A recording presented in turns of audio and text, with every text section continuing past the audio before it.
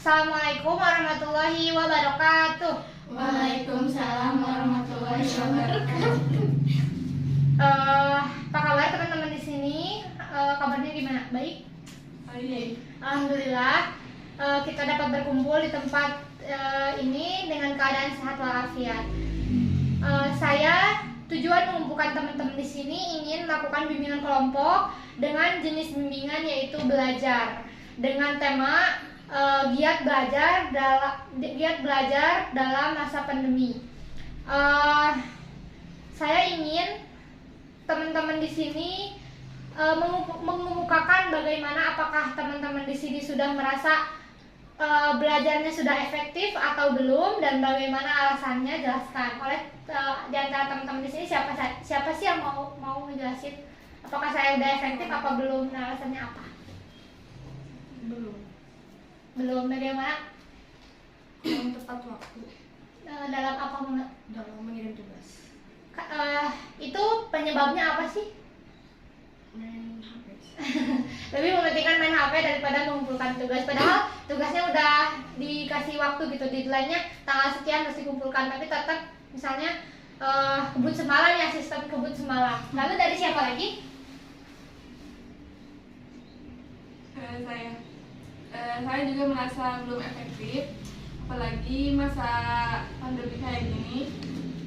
Belajarnya kan sistemnya daring. Nah, kadang kalau misalkan ada waktu untuk mengerjakan tugas gitu ya, tapi malah untuk nonton YouTube atau scroll apa gitu. Jadi tugasnya itu terbengkalai. Scroll itu ya IG gitu ya.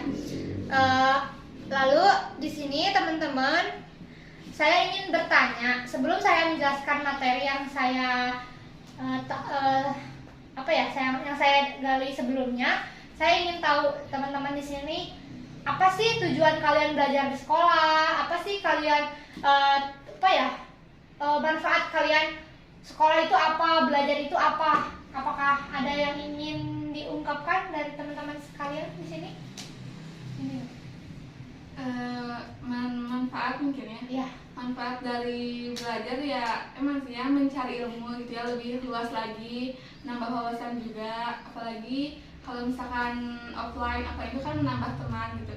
Tapi kalaupun sekarang daring ya sih emang juga menambah teman, tapi dari sisi positifnya belajar daring itu kita bisa lebih memahami lagi gitu loh.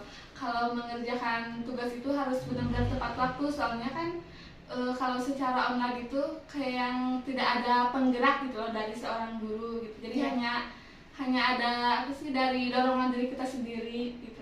Iya.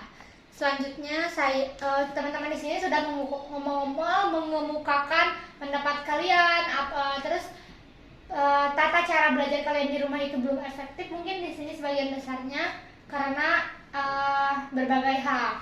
Lalu saya ingin memberikan masukan atau sedikit pengetahuan kepada kalian untuk bagaimana sih cara kita bisa giat belajar gitu, mengatur waktu dalam antara bermain dengan atau bermain handphone dengan belajar. Tipsnya itu apa? Yang pertama, kalian itu harus membuat jadwal kegiatan harian. Gimana sih buat jadwal harian itu? Kayak contohnya kalian bisa bikin di kertas atau di meja kamar kalian. Bikin hari Senin, Selasa, Rabu, Kamis, Jumat sampai Minggu. Kalian hari Senin bangun tidur jam berapa? Misalnya 4:30 bangun tidur, ngapain? Udah sholat subuh, bla bla bla sampai akhir kalian tidur lagi.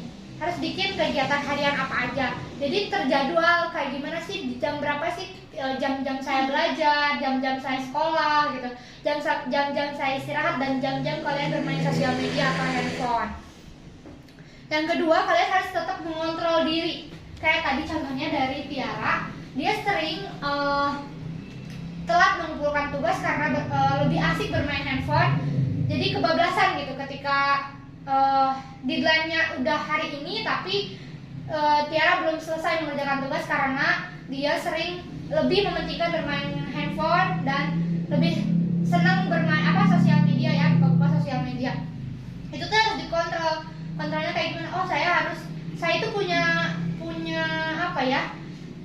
punya kewajiban yang lebih penting daripada main handphone, yaitu mengerjakan tugas yang sudah ditugaskan oleh guru di sekolah. Yang ketiga yaitu menentukan prioritas. Nah, di sini kalian harus bisa menentukan prioritas, di mana lebih penting belajar atau lebih penting bermain handphone. Apa sih tujuan kalian main handphone di sini? Apa tujuan kalian mengerjakan tugas di sini gitu?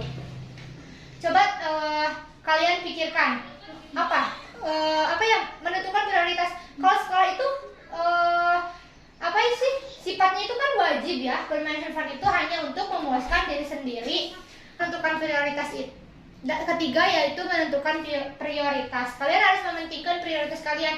Yang lebih wajib itu sekolah daripada bermain handphone, yang tadi sudah dicontohkan oleh yang Tiara memiliki kalau disebut lebih mementingkan main handphone daripada mengerjakan tugas tepat waktu. Itu kalian harus memikirkan prioritas kalian itu yaitu sekolah dan mengerjakan tugas, bukan bermain handphone ya. Lalu 4, hindari kebiasaan menunda pekerjaan. Nah, di sini biar kalian tidak telat dalam mengumpulkan tugas kalian dari guru, dari sekolah. Lakukan jangan menunda-nunda. Misalnya hari ini tugasnya mengerjakan PR matematika 15 soal misalnya dikumpulkan besok. Nah, hari itu pun kalian harus langsung dikerjakan, karena apa? Kalau misalnya nanti itu pasti akan menjadi malas, lalu lupa lagi materi yang sudah dijelaskan oleh guru yang tadi PR itu. Nah, yang kelima, disiplin dan konsisten. Kalian itu harus punya pendirian sendiri, konsisten dalam mengatur waktu belajar. Misalnya hari Sabtu dan Minggu saya bisa berleha-leha misalnya kayak gitu ya. Hari Senin sampai Jumat kalian harus tetap giat belajar, fokus pada prioritas kalian yaitu sekolah daripada main handphone. Nah, yang saya sudah menjelaskan tentang tips-tips bagaimana sih biar kalian bisa efektif dalam mengatur waktu belajar, giat dalam belajar. Di sini teman-teman, dari yang sudah saya kemukakan, apakah ingin ada yang ditanyakan atau kalian sudah mengerti bagaimana sih kalian bisa mengatur waktu mengatur waktu belajar di masa pandemi ini? Ya, insya Allah udah mengerti. Insya Allah bisa diaplikasikan dalam kehidupan sehari-hari ya. Saya harap kalian bisa mengikuti tips-tips yang saya berikan yang 5 itu di kehidupan kalian sehari-hari. Nah, lalu kesimpulan kegiatan dari bimbingan kelompok ini, teman-teman di sini kan sudah tahu tips-tips dari saya itu kayak gimana untuk mengatasi